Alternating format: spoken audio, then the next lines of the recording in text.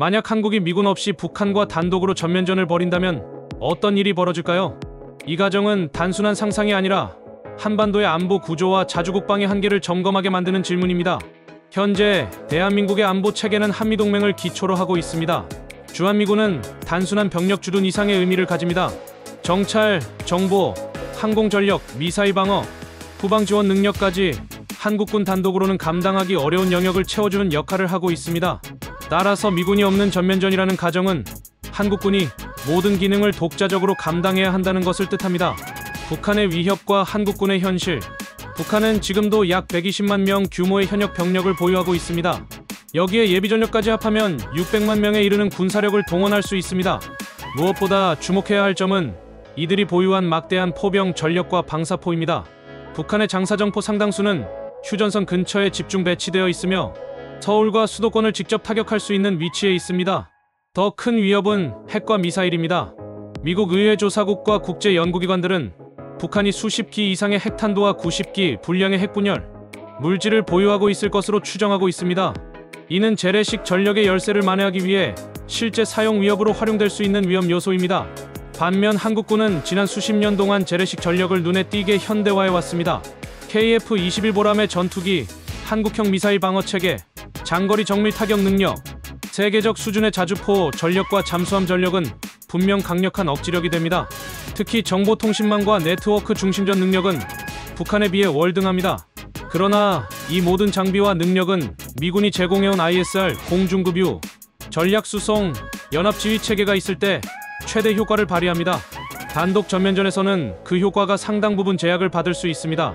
전면전이 발생한다면 초기 국면은 기습속공으로 시작될 가능성이 큽니다. 북한은 대규모 포병 사격과 기갑 돌파, 그리고 탄도미사일 공격으로 전장을 흔들고자 할 것입니다. 목표는 초반에 한국군의 지휘체계와 주요 도시의 심리적 안정을 무너뜨리는 데 있습니다. 이 경우 한국군은 초기 며칠 동안 방어선을 지킬 수 있는지가 관건입니다. 한국군은 강력한 공군과 기계화 부대를 보유하고 있지만 미군의 정찰기와 위성, 공중급유비가 없다면 제공권 유지에 제약이 뒤따릅니다. 공중전의 지속성과 장거리 작전 능력이 약화되면서 북한의 기습 공세를 막아내는 데 상당한 부담이 따릅니다.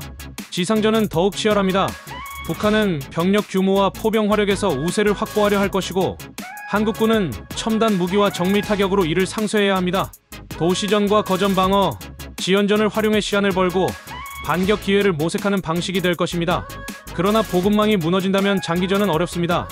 해상전도 중요한 변수입니다. 북한은 서해와 동해에서 국지적 도발과 상륙 시도를 할 수 있습니다.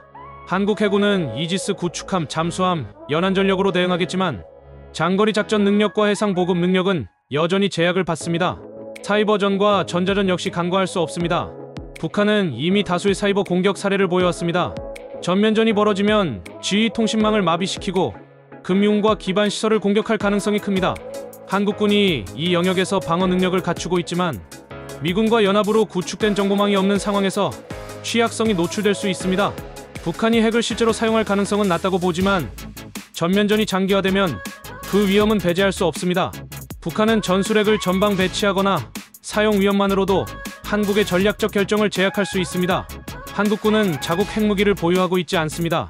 지금까지는 미국의 확장 억제, 즉 해구산에 의존해왔습니다. 따라서 미군이 없는 전면전이라는 가정은 곧 핵 억지력의 공백을 의미합니다. 이 부분이 바로 군사기술적 승리 가능성과 정치전략적 의미의 승리 가능성을 갈라놓는 핵심 요소입니다. 주변국의 반응은 결정적입니다. 미국은 직접 개입하지 않더라도 전쟁이 발발하면 무기 지원, 정보 제공, 후방기지 제공 등 다양한 방식으로 개입할 수 있습니다. 중국은 북한의 전략적 후견인으로서 제한적 혹은 전면적 지원을 고려할 수 있습니다. 동시에 전쟁 확산을 막기 위해 북한을 제어하려는 움직임도 예상됩니다. 러시아 역시 무기나 기술 지원을 통해 북한을 지원할 수 있습니다. 일본은 자국 방위와 난민 문제, 해상교 통로 보호를 위해 움직일 것입니다. 국제사회는 UN 차원의 중재와 제재를 통해 전쟁을 조기에 끝내려 할 것입니다. 그러나 한국이 단독으로 북한과 싸우는 구도는 외교적으로 한국에 불리한 조건이 될 가능성이 큽니다. 전면전이 끝난 뒤 한국 사회가 직면할 피해는 막대합니다. 수도권과 주요 도시의 인프라는 상당 부분 파괴될 것입니다. 민간인 피해는 수천에서 수만 명에 이를 수 있다는 평가가 있습니다. 경제는 즉시 마비되고 세계 금융시장에서 신뢰를 회복하는 데에도 오랜 시간이 걸릴 것입니다. 사회 내부적으로는 전쟁 트라우마와 정치적 갈등, 세대 간 불신이 심화될 가능성이 있습니다. 전후 복구에 필요한 비용은 수백조 원 규모로 추산될 수 있으며 이는 한국 경제의 장기적 부담으로 남게 됩니다. 군사기술적 측면에서 한국군은 분명히 북한을 압도할 수 있는 능력을 보유하고 있습니다. 첨단 무기, 정밀 타격, 정보화 능력, 산업 기반은 북한이 따라올 수 없는 수준입니다. 따라서 전술적 전술기술적 승리 가능성은 높습니다. 그러나 정치전략적 차원에서 본다면 이야기는 달라집니다. 미군의 부재는 핵 억지력의 공백을 의미합니다. 또한 공중급 유, ISR, 연합지휘 체계의 부재는 전장의 지속 능력을 약화시킵니다. 장기전으로 갈수록 탄약과 정밀유도 무기의 소모가 한국군에게 큰 부담으로 작용할 것입니다. 결국 한국이 미군 없이 북한과 전면전을 벌일 경우 단기적으로 방어와 반격에 성공할 가능성은 있지만 핵 위협과 장기전의 비용까지 감안했을 때 정치전략적으로 수용 가능한 승리 가능성은 낮습니다. 이 가정이 던지는 교훈은 분명합니다. 한국은 자주국방 역량을 더욱 강화해야 합니다. 공중급 유화 정찰, 사이버 방어, 미사일 방어, 탄약 생산 능력을 늘려야 합니다. 동시에 확장 억제의 신뢰성을 높이고 국제적 협력 채널을 다층적으로 구축해야 합니다. 전쟁의 본질은 단순한 승패가 아닙니다.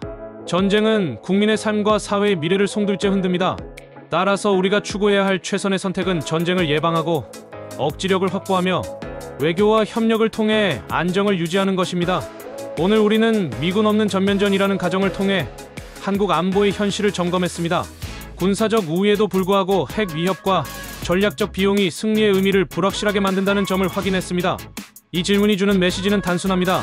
전쟁을 대비하는 힘은 전쟁을 막기 위한 힘이어야 합니다. 시청해주셔서 감사합니다.